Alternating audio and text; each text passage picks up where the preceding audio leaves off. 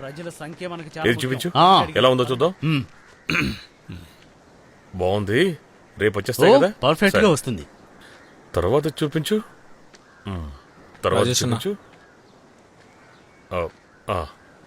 Print బాగా రావాలి. సరే బచ్చు, నీకు చెప్పాల్సిందంతా ఫోన్లో చెప్పేశాను. రాజేష్ అన్నా, నిజంగానే మాస్కులు తెగిపోయాయన్నా. అందుకే బల్క్గా కొంటే అలాంటివి జరుగుతూ ఉంటాయి కదా. ఈసారి ఏనుగొచ్చి దీన్ని తెంపాలని చూసినా తెగదు, అంత బాగా రెడీ చేశాను. ఇంకా ఏంటి ప్రాబ్లము? ఆ బిజినెస్ అయితే నువ్వే చేయొచ్చు కదా, లాభం కూడా నువ్వే ఉంచుకో.